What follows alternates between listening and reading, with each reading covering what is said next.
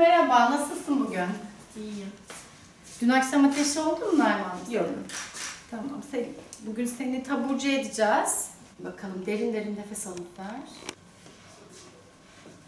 Tut nefesini senin.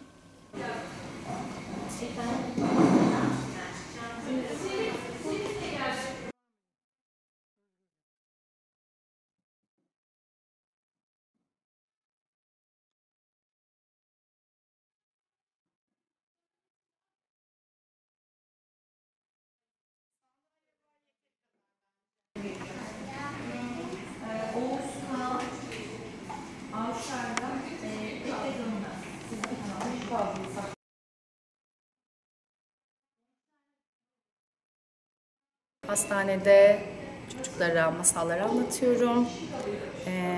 İlk önce kızım doğunca başlamıştım masal anlatmayı ve masalları öğrenmeye.